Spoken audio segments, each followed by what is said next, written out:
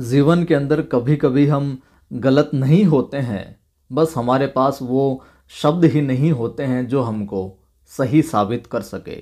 नमस्कार, जय हिंद। मैं हूं आपका दोस्त कवि आदि गणेश। स्वागत करता हूं और आज हम प्रारंभ करते हैं कक्षा 11 की एक और पुस्तक। इससे पहले हमने वितान पुस्तक को है जो कंप्लीट कर लिया था और आज हम प्रारंभ करेंगे पुस्तक अंतराल भाग 1 को। ठीक है, और कक्षा 9 और 10 की सभी चारों पुस्तकें हमने कंप्लीट कर ली। जिन साथियों ने वो पुस्तकें नहीं पढ़ी है, वितान भी नहीं पढ़ी है, वो प्लेलिस्ट में जाकर है जो देख सकते हैं, समझ सकते हैं एक एक चीज़ को। तो कक्षा 11 की पुस्तक है अंतराल भाग 1। पहला पाठ है आज अंडे के छिलके। कौन सा? अंडे के छिलके।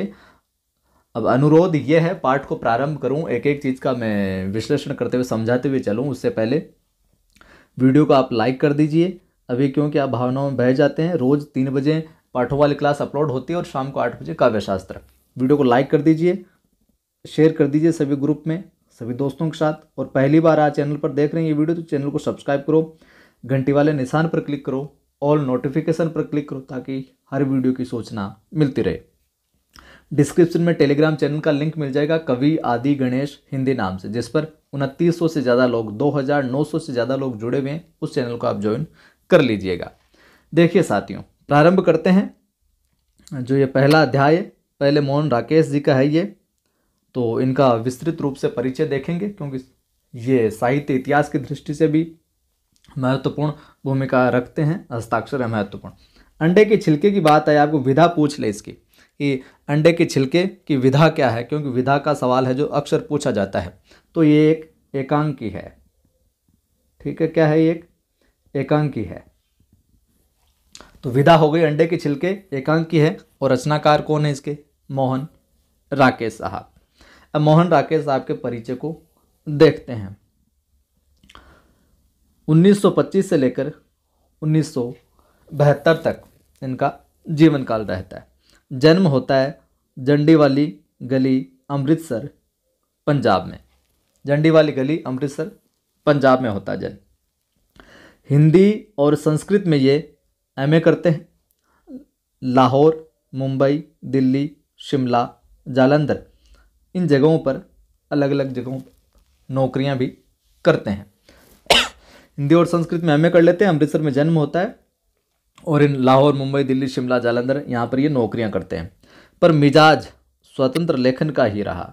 नौकरियां अलग अलग जगहों पर की, लेकिन इनका जो मिजाज था, अंदाज था, रुचि थी, वो स्वतंत्र लेखन की रही। अध्यापन भी करवाया इन्होंने और संपादन भी किया। सारिका के संपादक भी रहे। तो पत्रिका का पूछ ले तो सारिका पत्रिका के ये संपादक भी रहे हैं।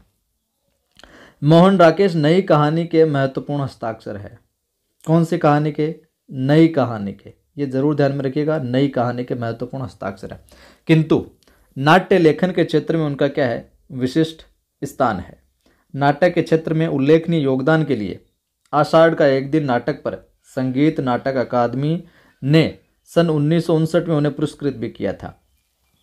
तो ये सवाल बन सकता है यहाँ से, और ये पूछा भी गया है, संगीत नाटक अकादमी ने 1959 में किस रचना, किस नाटक के लिए मोहन राकेश को है जो सम्मानित किया, पुरस्कृत किया?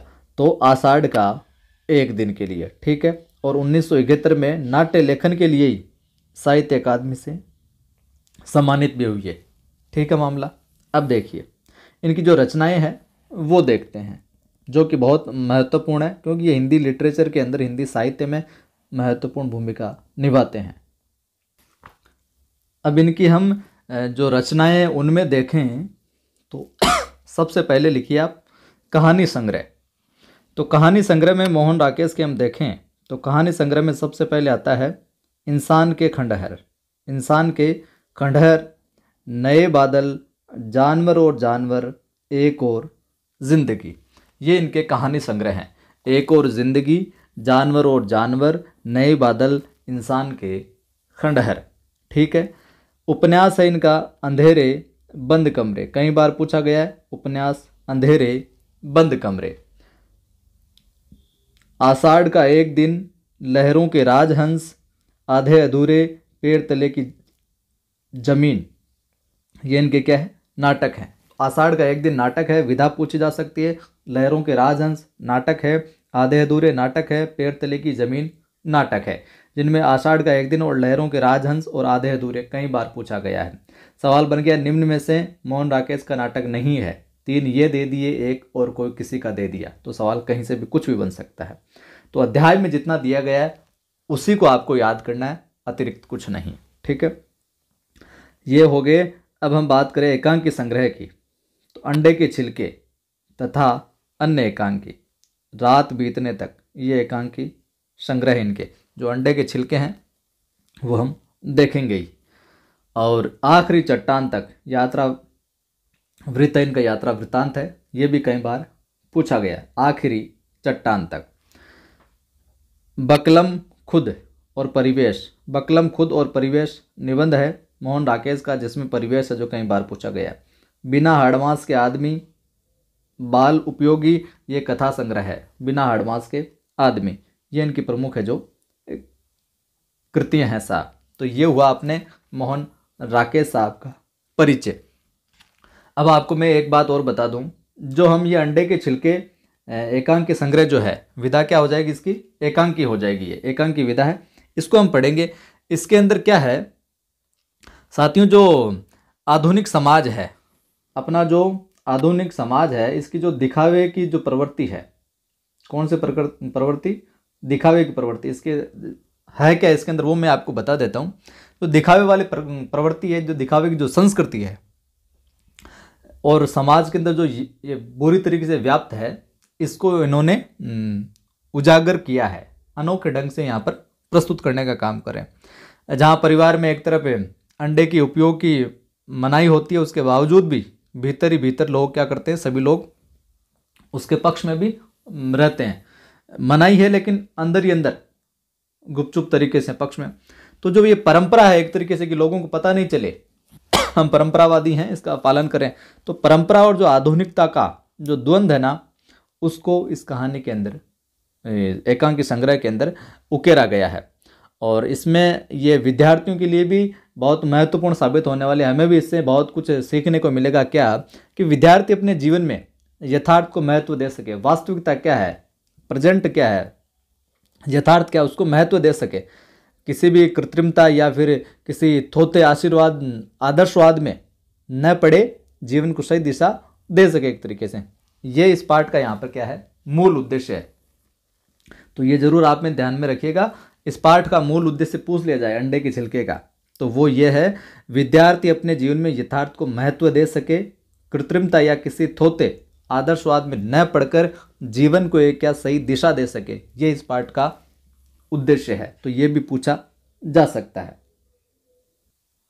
साथ ही साथ ये 2 चीज़ और जान लीजिए, क्योंकि ये दोनों महत्वपूर्ण हैं, इसलिए कई बार पूछा गया है, तो पूछा जा सकता है। आषाढ़ का एक दिन जो है, इसका प्रकाशन 1958 मिलता है। आषाढ़ का एक दिन 1958। और लहरों के राजहंस जो है, प्रथम प्रकाशन तो 1963 और संशोधित जो इसका प्रकाशन होता है वो 1968 में होता है।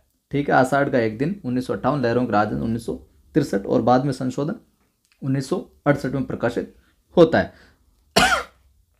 अब हम एकांकी की तरफ बढ़ते हैं। अंडे के छिलके, बड़ा आनंद आने वाला, इत्मीनान से आप सुनते चलिएगा और समझते चलिएगा।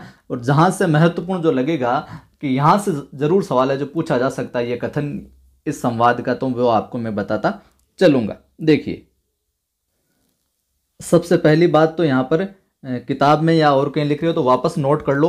अंडे के छिलके क्या है, एक एकांकी है। अगर विधा पूछ ली जाए तो वापस यहाँ पर नोट कर लो, एकांकी विधा है ये।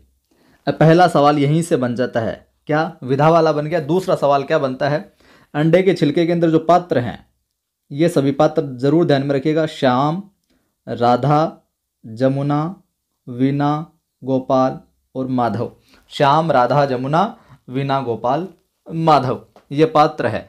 प्रश्न यहाँ से कैसे बन सकता है, बिल्कुल साधारण सा, आपने कल्पना भी नहीं कर सकते आप कि निम्न में से अंडे के छिलके एकांकी का पात्र नहीं है। निम्न में से अंडे के छिलके एकांकी का पात्र नहीं है।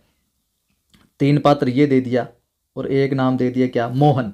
अब मोहन यहाँ पर है ही नहीं, और आप सोचो श्याम और जमुना और ये गोपाल सब थे, तो यहाँ पर क्या नाम दे दिया, मोहन दे दिया एक, तो ये उत्तर हो जाएगा वहाँ पर। तो अंडे के छिलके एकांकी का निम्न में से पात्र नहीं है। तो आपको ये पात्र भी जरूर याद है जो रखने हैं। अच्छा सवाल बन सकता है। प्रारंभ करते हैं। एकांकी है एक तरीके से, तो वही उसी अंदाज के साथ मैं अध्यापन करवाऊंगा, बिल्कुल मज़ा आने वाला है। कि पर्दा उठने पर गैलरी वाला दरवाज़ा खुला दिखाई देता है, बाईं ओर के दरवाजे के आगे पर्दा लटक रहा है, जिससे पता नहीं चलता कि दरवाज़ा खुला है या बंद, कमरे में कोई नहीं है। आप इमेजिन करते चलिएगा ये पूरे सिस्टम को। शाम सीटी बजाता गैलरी से आता है, पतलून कमीज के ऊपर बरसाती पहने, सिर भीगा है, बरसाती से पानी है जो निचुड़ रहा है। अंदर आकर वह इधर उधर नजर दौड़ाता है। आगे क्या होता है देखिए। क्या बोलता है शाम। शाम का कथन आ जाता सबसे पहले, अरे कमरा खाली है, न भैया न भाभी, पुकार कर भाभी भाभी। तो ये पूछा जा सकता है क्योंकि पिछली परीक्षाओं के अंदर सबसे पहली पंक्ति और सबसे आखिरी पंक्ति जो पूछी गई है परीक्षाओं के अंदर कि अंडे के छिलके एकांकी की प्रथम पंक्ति है, निम्न में से चार कथन या निम्न कथन है, चार कथन दे दिए, उनमें आपको ध्यान में रखना पहला कौन सा और आखिरी कौन सा है। तो ये तो जरूर ध्यान में रखना है, पिछली परीक्षाओं में ऐसे सवाल है जो पूछे गए हैं। तो पहला कथन यही है, अरे कमरा खाली, न भैया न भाभी भाभी। दूसरे कमरे से वीणा की आवाज़ आती है। वीणा बोलती, कौन? श्याम। क्या बात है? श्याम, इधर आओ तो बताऊं क्या बात है। तो वीणा कहते इधर आओ ना तो बताओ ना क्या बात है। वीणा उधर से आती है। वीणा, तुम्हें भी आकर इस तरह आवाज़ देने की जरूरत पड़ती है, इस तरह पुकार रहे थे जैसे किसी पराये घर में आए हो। श्याम, पराया घर तो लगता ही है भाभी, तुमने आते ही वह नक्शा बदला है इस कमरे का कि मेरा अंदर पैर रखने का हौसला नहीं पड़ता। पहले तो इस कमरे की वही हालत रहती थी जो आजकल मेरे कमरे की रहती है। मेरे कमरे की जो है जूते को छोड़कर हर चीज़ या चारपाई पर या मेज पर पड़ी रहती है। अब तो मुझे इस कमरे में सिर्फ वही एक कोना गोपाल भैया का नज़र आता है जहाँ पतलूने और कोट एक दूसरे के ऊपर टंगे हैं। बाकी कमरे की सरकार ही बदल गई है साहब। भैया की टेबल भी क्या याद करती होगी किसी का हाथ लगा है कि किसका हाथ लगा है। ये धन्य हो गई वो भी। आजकल ऐसे चमकती है जैसे नई नई पॉलिश करके आई है, नई नई पॉलिश होकर आई है साहब। वीणा कहती है, खड़े गांव से आए हो जो खड़े खड़े ही बात करोगे कि कोई खड़े गांव से आए होगा जो खड़े खड़े ही बात करोगे। तो पूछ लिया जाए किसका कथन है कि यहाँ पर ये थोड़ा अट्रैक्टिव शब्द है, खड़े गांव से आए हो जो खड़े खड़े ही बात करोगे। ये किसका कथन है? वीणा का। बरसाती, बाहर रख दो, सारा कमरा भिगो रहे हो, निकलो बाहर, फिर बैठकर आराम से बात करेंगे। अभी तुम्हारे भैया आते हैं तो तुम्हें चाय बना देते हूँ। श्याम, सिर्फ चाय? गलत बात, ऐसे सुहाने मौसम में सूखी चाय नहीं पी जा सकती, हरगिज नहीं। उसके सिर पर हाथ रखकर उसका मुंह बाहर की तरफ कर देती है कि चल उधर मुँह कर। वीणा, ये सुहाना मौसम पहले गैलरी में छोड़ाओ, तुम सारा फर्श गीला कर रहे हो, आ गए यहाँ पर भीगे भीगे। फिर पीछे से खुद ही उसकी बरसाती जो उतारने लगती है। लाओ उतार दो बरसाती, मैं ही बाहर रख आती हूँ। श्याम उतारते उतारते जैसे कुछ ध्यान आ जाने से फिर बरसाती पहन लेता है। श्याम, भाभी एक बात कहता हूँ। वीणा कहती है, क्या बात? बरसाती तुमने फिर से पहन लेना, मैं कहती हूँ तुम तो बस। श्याम, भाभी बात तो सुन लो, मैं कहता हूँ कि बरसाती आकर एक ही बार उतारूँ, चाय के साथ खाने के लिए भाकर कोई चीज़ ले आता हूँ कि अकेली चाय से मज़ा नहीं आएगा, खाने के साथ में कोई बिस्किट वगैरह, नमकीन वगैरह, टोस्ट वगैरह, ब्रेड वगैरह कुछ हो तो मज़ा आएगा। सूखी चाय का मज़ा नहीं है इस वक्त, पानी जरा थमा है, फिर ज़ोर से बरसने लगेगा। वीणा, फिर वही खाने की बात, कोई ऐसा वक्त भी होता है जब तुम्हें खाने की बात नहीं सोचती। अच्छा जाओ मगर लाओगे क्या? अच्छा जाओ मगर लाओगे क्या, किसका कथन है? वीणा का। श्याम, जो तुम कहो ले आऊं। श्याम कहता है कि तुम जो कहो ना वही ले आऊं, इस वक्त गरम गरम कचौरी और समोसे भी मिल जाएंगे। और वीणा, और क्या? श्याम, और कहो तो कोई अच्छी चीज़ भी मिल सकती है। वीणा, बरसते पानी में जाओगे तो अच्छी चीज ही लाओ, समोसे कचौरी क्या खाओगे। श्याम, अच्छी चीज, हाँ तो अच्छी चीज हो सकती है। हाँ वीना, जाओ 4-6 अंडे ले आओ, मैं तुम्हें अंडे का हलवा बना देती हूँ। जाओ 4-6 अंडे ले आओ, मैं तुम्हें अंडे का हलवा बना देती हूँ। किसका कथन है? वीना का। ये एकांकी काफी बड़ी है तो हम इसको पार्ट में करेंगे 2-3 में। श्याम क्या कहता है? शिव शिव शिव शिव, किसी और चीज का नाम लो भाभी। तो ये जरूर ध्यान में रखिएगा, बहुत महत्वपूर्ण कथन बनेगा यहाँ पर, अंडरलाइन कर लीजिए। शिव शिव शिव, किसी और चीज का नाम लो। ये किसका कथन है? श्याम का कथन है। शिव शिव शिव श्याम, शिव शिव शिव श्याम, इस तरह श्याम से जोड़कर शिव को याद रख लेना। इस घर में अंडे का नाम ले रही हो, जाओ जल्दी से जाकर कुल्ला कर लो, मुंह भ्रष्ट हो गया होगा। वीना, क्या बात करते हो? दबे स्वर में, यहाँ रोज सुबह अंडे का नाश्ता होता है। तुम्हारे भाई साहब ने ये बिजली का स्टोव किस लिए लाकर रखा है? माँ जी ने तो कहा था कि सुबह बेड टी लेनी होती है, रसोई घर से बनाकर लाने में ठंडी हो जाती है, इसलिए ये 16 रुपये खर्च किए हैं। 16 रुपये खर्च किए हैं। माँ जी भी भोली है, झट मान लेती है। कोई इनसे पूछे कि स्टोव तो बेड टी के लिए लाए हैं, मगर ये फ्राइंग पैन किस लिए लाए हैं? इसमें क्या दूध गर्म होता है? श्याम, संयम संयम संयम, जरा संयम से काम लो भाभी। 4 दिन जो अंडे खा लिए हैं वे छिलकों समेत वसूल हो जाएंगे। अम्मा के कान में भनक भी पड़ गई ना तो सारे घर का गंगा स्नान हो जाएगा। और तुम देख ही रही हो कि बादलों का दिन है, किसी को कुछ कुछ हो हवा गया तो, कुछ हो हुआ गया तो, बादलों का मौसम है, अंडे कहीं बादी कर देंगे तो। वीना, भाई तुम लोगों की ये बात मेरी समझ में बिल्कुल नहीं आती। अगर खाना ही है तो उसमें छिपाने की क्या बात है फिर? सबके सामने खाओ। माँ जी नहीं खाती इसलिए रसोई घर की बजाय यहाँ कमरे में बना लेते हैं। और अंडे में जीव कहाँ होता है? जैसे दूध वैसे अंडा। देखिए, खाने वाले कुछ भी तर्क दे देते हैं, जैसे जीव कहाँ होता है उसमें, वो तो शाकाहारी है, बिल्कुल है, दूध के जैसा ही है वो तो। श्याम कहता है, हरी हरी हरी हरी, वही नाम। भाभी आज इस बरसते पानी में तुम जान निकलवाओगी मेरी, तुमसे कोई कुछ नहीं कहेगा, अम्मा मेरे सिर हो जाएगी कि सब तेरी ही करनी है। तुम खाओ बनाओ जो चाहे करो, मगर इस चीज का नाम मुंह पर मत लाओ। पैसे निकालो, मैं तुम्हारे रिस्क पर ले आता हूँ। मन तो मन तो इसका भी कर रहा है, जैसे कि मैंने शुरुआत में बताया ना कि परिवार के अंडे का उपयोग की मनाही के बावजूद भी भीतर ही भीतर जो सब उसके चिपके पड़े रहते हैं। लाओ पैसे निकालो, मैं तुम्हारे रिस्क पर ले आता हूँ, आगे तुम देख लेना जो कुछ भी पंगा हो गया तो। चोरी पकड़ी जाने पर अगर मेरा नाम लिया कि ये लाया है तो मैं साफ मुकर जाऊंगा। और बेड टी के साथ फ्राइंग पैन का रिश्ता अम्मा को अच्छी तरह समझा दूंगा कि क्या चक्कर चल रहा है यहाँ पर। कितने ले आऊँ, 4 की 6? अब जरूर ध्यान में रखिएगा इसको, कितने ले आऊँ, 4 की 6? किसका कथन है? श्याम का। एक आध मेरे कमरे में भी रखा होगा। वीना, अच्छा तो ये बात है, आप अपने कमरे में भी? वाह, अभी तो ऐसे बोल रहे थे रवि ये। श्याम बात काट कर, फिर कहता हूँ भाभी कि नाम मत लो, अपने कमरे में न फ्राइंग पैन है न स्टोव। जो कोई चीज़ साबित की जा सके कच्चा लाते हैं और कच्चा ही चबा जाते हैं भाई साहब। इसलिए सुबह दूध की तलब कमरे में होती है, तलब यानी ज़रूरत कि दूध मिल जाए तो सीधा टिका के सल्टा दें। रखने रखाने का इंतजाम पक्का है, मगर तुम कहो कि अम्मा के सामने भी यह बात जाहिर कर दें तो हरगिज़ नहीं। हमें अपनी अम्मा से भी प्यार है और अपनी खुराक से भी।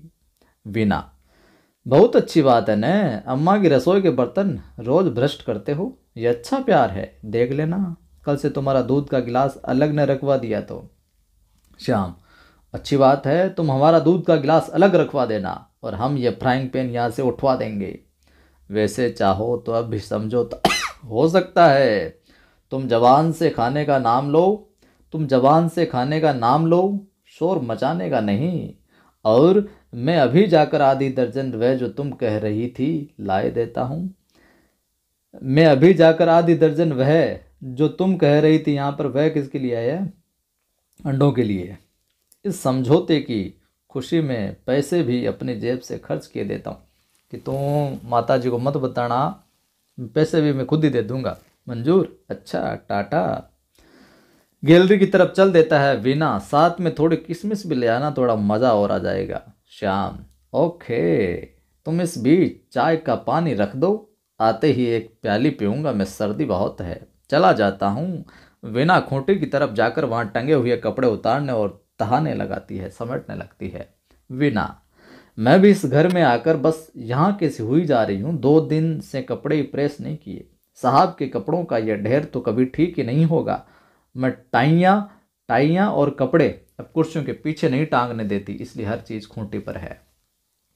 कपड़े उतारते हुए मोजे का एक जोड़ा नीचे जा गिरता है। लो, ये पुराना मोजा भी खूंटी पर लटकाने की चीज़ है। वीना का कथन है। कपड़े संदूक पर रखकर मोजा उठा लेती है। मोजा कुछ भारी लगता है, इसलिए उसे हाथ से मलकर देखती है। तो ये बात है, कल और परसों के छिलके साहब ने मोजे में भरकर यहाँ लटका रखे हैं। देखो चारों तरफ अंडे अंडे चल रहे हैं साहब, अंडों का माहौल हो रहा है। अंडा महफिल, क्या कौन सी महफिल, ये अंडा महफिल जमा रहे हैं सब, कोई कहीं घुसेड़ रहा है।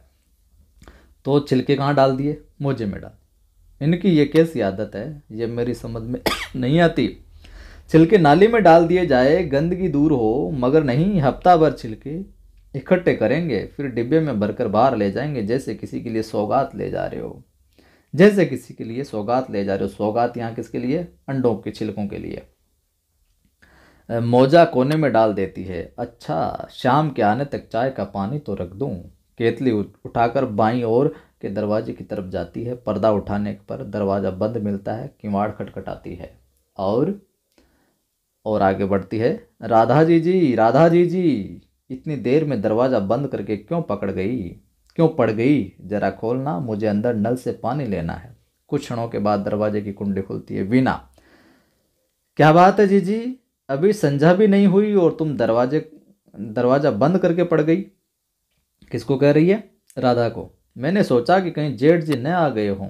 राधा दरवाजे से निकलकर अंगड़ाई लेती है, जैसे सचमुच बिस्तर से उठी हो।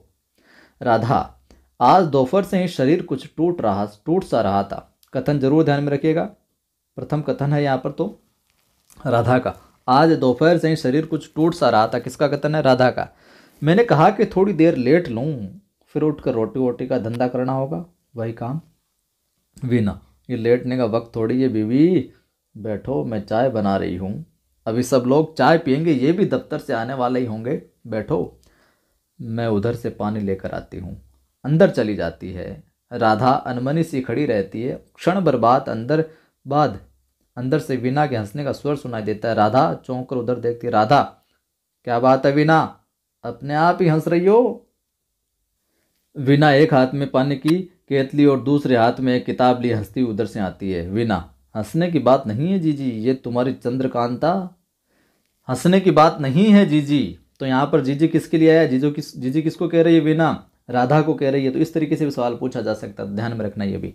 राधा झपटकर किताब उसके हाथ से छीनना चाहती है, मगर वीना उसे झांसा देकर उसके पास से निकल जाती है। केतली मेज पर रखकर वह किताब पीछे छिपा लेती है। राधा पास आकर किताब उससे छीनने का प्रयत्न करती है।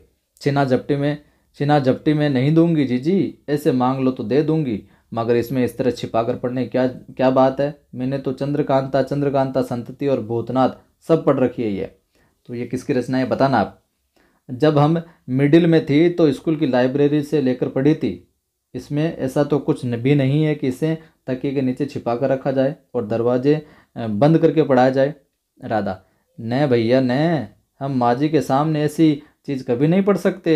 कोई ख़राब बात चाहे न हो, मगर माँ जी देखेगी तो क्या सोचेगी कि रामायण नहीं, महाभारत नहीं, दिन भर बैठकर ऐसे किस्से ही पढ़ा करती है। और हम पढ़ते भी कहाँ हैं, हमको तो कौशल्या भाभी ने ज़बरदस्ती दे दी तो हम क्या उठा लाए। नहीं, हम तो ऐसी चीज़ कभी नहीं पढ़ते, घर के काम धंधे से फुर्सत लगे तब ना, तो भी कुछ पढ़ें। और हमारे पास अपनी गुटका रामायण है, कभी कभी उसमें से ही थोड़ा बहुत बाँच लेते हैं। तुम जानो, इस घर में ये सब पढ़ेंगे तो जान नहीं निकाल दी जाएगी। ये तो कौशल्या भाभी हमारे पीछे पड़ गई कि ज़रूर पढ़ो, नहीं तो क्या। वीना, ये तो मैं भी कहती हूँ जीजी कि ज़रूर पढ़ो, बहुत ही इंटरेस्टिंग किताब है। ज़रा बचकाना टेस्ट की ज़रूर है मगर, थोड़ी बचकाना टेस्ट की ज़रूर है मगर। राधा चिढ़कर, हाँ भाई, हम तुम्हारी तरह पढ़े लिखे तो हैं नहीं। वीना, मेरा यह मतलब थोड़ी है जी, मेरा मतलब तो ये है कि तुम रामायण महाभारत पढ़ने वाली हो, तुम्हें ये किताब जरा बचकाना टेस्ट की मालूम होगी। राधा: वह बात तो है ही, मगर सच कहें वीना तो इसमें भी सूरवीरता की ही कहानी है। जिस तरह भगवान राम सीता के लिए वन वन में मारे फिरते हैं, उसी तरह कुंवर वीरेंद्र सिंह चंद्रकांता के लिए तिलिस्म के अंदर घूमते फिरते हैं। ये किसका कथन है? जरूर ध्यान में रखिएगा, नोट कर लीजिए इस कथन को आप, या फिर अंडरलाइन कर लीजिए किताब में, कि जिस तरह भगवान राम सीता के लिए वन वन में मारे फिरते हैं, उसी तरह कुंवर वीरेंद्र सिंह चंद्रकांता के लिए तिलिस्म के अंदर घूमते फिरते हैं और विनाशती। और जिस तरह भगवान राम समुद्र लांघकर सीता का उद्धार करते हैं, उसी तरह कुंवर वीरेंद्र सिंह तिलिस्म तोड़कर चंद्रकांता का उद्धार करते हैं। तिलिस्म तोड़ना बल्कि समुद्र लांघने से ज़्यादा मुश्किल है। तो ये दोनों के कथन जरूर ध्यान में रखना। यहाँ पर वो वन वन फिरने वाली बात करती है राधा, और यहाँ तिलिस्म तोड़ने वाली बात करती है फिर, कि तिलिस्म तोड़ना बल्कि समुद्र लांघने से भी ज़्यादा मुश्किल काम है। किसका कथन है? वीना का। तो ये जरूर आप ध्यान में रखना दोनों को विशेष तौर से, ठीक है। राधा उत्साहपूर्वक: अच्छा एक बात तो बताओ वीना, तुमने तो सारी किताब पढ़ी है, अंत में जाकर वन कन्या का क्या होता है? कुंवर वीरेंद्र सिंह के साथ उसका ब्याह होता है कि नहीं? मेरा दिल तो कहता है कि हो ही जाता है। वीना: हाँ हाँ जरूर हो जाता है। राधा: और चंद्रकांता के साथ? और चंद्रकांता के साथ? राधा कहती है। वीना: उसके साथ भी हो जाता है। राधा: दोनों के साथ ही हो जाता है। वीना: हाँ भी और नहीं भी। राधा: हाँ भी और नहीं भी, ये कैसे? वीना: यही बता दिया तो फिर पढ़ना क्या रह जाएगा? पूरा सारा सीन बता दिया तो पढ़ तुम क्या करोगी फिर? जब पढ़ लोगी तो अपने आप पता चल जाए। किताब देती हुई, ये किताब ले लो, मगर अभी से दरवाज़ा बंद करके नहीं पढ़ने दूंगी। अब दरवाज़ा बंद मत करना। रात को जब सब लोग सो जाएंगे तो मोमबत्ती जलाकर पढ़ना। मैं भी कई दिनों से सोचती थी कि रात को तुम मोमबत्ती जलाकर क्या करती रहती हो। अभी यहाँ बैठो। उसे बाँह पकड़कर पलंग पर बैठा देती है और दी हुई किताब भी उसके हाथ से लेकर पलंग पर जो फेंक देती है। राधा: अच्छा वीना, ये बाबा जी महाराज कौन है? वीना: कौन से बाबा जी महाराज? राधा कथन: अच्छा वीना, ये बाबा जी महाराज कौन है? तो वीना कहते कौन से बाबा जी महाराज? राधा: वही जो वीरेंद्र सिंह को आत्महत्या से रोकते हैं। वीना: तुम अभी तक उसी दुनिया में घूम रही हो? जी, अब थोड़ी देर के लिए जो तिलिस्म से बाहर निकल आओ। तिलिस्म यानी कहते हैं जादू, कहते हैं कि उससे बाहर निकल आओ। केतली स्टोव पे रखकर स्विच ऑन कर देती है। बाहर से गोपाल आता है। वर्षा की फुहार से उसके कपड़े जो जरा भीग रहे हैं। गोपाल: वाह, आज केतली पहले से ही रखी हुई है, बहुत सही अंदाजा है वक्त का। वीना: इस गलतफहमी में मत रहिए कि आपके लिए चाय का पानी रखा गया है। यह केतली शाम के लिए रखी गई है। आप आ गए हैं इसलिए एक प्याली आपको भी मिल जाएगी। तो श्याम देवर जी है और वीना भाभी जी है। गोपाल: क्या बात है, आजकल श्याम पर बहुत मेहरबान हो रही हो। वीना: जी बैठी है, ये तो मुझसे ज़्यादा जानती होगी। गोपाल: देखो हमारी भाभी के लिए कुछ मत कहना। हमारी भाभी देवी की प्रतिमा है, तुम्हारी तरह नहीं है। तुम तो दिन भर बेटी संज एंड लवर्स पढ़ती रहती हो और भाभी पढ़ती है रामायण और महाभारत। ऐसा बिल्कुल मत सोचना। वीना शरारत के लहजे में: सच? गोपाल: सच नहीं तो क्या, क्यों भाभी? राधा खिसियाई सी: भाई हम कुछ भी नहीं पढ़ते, हमें दिन भर काम से फुर्सत मिलती है, जो पढ़े पढ़ाएं, कभी 10 मिनट मिल गए तो 4 अक्षर बांच लिए। गोपाल: वक्त नहीं मिले ये और बात है, पर पढ़ने के लिए तुमने गुटका रामायण रख तो छोड़ी है, मन में भावना होनी चाहिए। वीना: आज जीजी की गुटका रामायण में मैं इधर उठा लाई हूँ, जीजी तो लाने ही न देती थी। अभी अभी आपके आने से पहले मैं इनसे समुद्र लांघने की है वो कथा सुन रही थी। गोपाल: ये तो बहुत अच्छी बात है, तुमने बीए पास तो किया है, मगर जो विद्या तुम्हें भाभी से मिल सकती है ना, वह स्कूलों कॉलेजों में नहीं पढ़ाई जाती, क्यों भाभी? राधा: भैया हम किसी को क्या पढ़ाएंगे, हम तो आप ही अनपढ़ हैं। हम तो वीना के पास इसलिए आ बैठते हैं कि 2-4 अच्छे अक्षर जो इससे सीख जाएं। गोपाल: तुम और इससे सीखोगी, ये उल्टी रीत यहाँ नहीं चल सकती। भाभी दस्तूर यही है कि बड़ा बड़े की जगह और छोटा छोटे की जगह, बड़ा बड़े की जगह और छोटा छोटे की जगह। ये किसका कथन है? गोपाल का। ध्यान में रखना कि दस्तूर यही है। यहाँ सवाल बन सकता है कि दस्तूर यही है, बड़ा बड़े की जगह और छोटा छोटे की जगह। किसका कथन? गोपाल का। कथन है साहब। ठीक है, तो ज़रूर ध्यान में रखिएगा आप। वीना, हाँ हाँ, क्यों, पता चल गया होगा? बीबी ने जेठ जी को बताया थोड़े ही होगा। बीबी ने जेठ जी को बताया थोड़े ही होगा। राधा, हमसे कोई कसम उठवा ले जो हमने बताया हो। हमारी ये आदत नहीं है कि इधर की बात उधर और उधर की बात इधर लगाते फिरे। जब एक बार हमने कह दिया किसी से नहीं कहेंगे तो किसी से नहीं कहा। दिल में रखने की बात हम दिल में ही रखते हैं गोपाल, और क्या। दिल में रखने की बात दिल में रखनी चाहिए। पानी खोल गया कि नहीं? विना, बस अभी हुआ जाता है, उतनी देर में श्याम भी आ जाएगा। श्याम बरसाती की जेबों में हाथ डाले हुए बाहर से आता है। आज हम इतना ही देखेंगे, आगे का देखेंगे कल। वीडियो को लाइक कर दीजिए आप, और मज़ा आने वाला आगे शेयर कर दीजिए आप। और पहली बार देख रहे हैं चैनल को सब्सक्राइब कर बेल आइकन क्लिक कर ऑल नोटिफिकेशन पर क्लिक करें ताकि हर वीडियो की सूचना मिलती रहे। और जैसे कि आज मैं बताता चल रहा हूँ कहाँ से क्या सवाल बनेगा वो मैं आपको बताता चलूँगा आगे। टेलीग्राम चैनल का लिंक डिस्क्रिप्शन में मिल जाएगा, कवि आदि गणेश हिंदी नाम से है, जिस पर 2900 से ज़्यादा लोग जुड़े हुए हैं। उस चैनल को ज्वाइन करना है।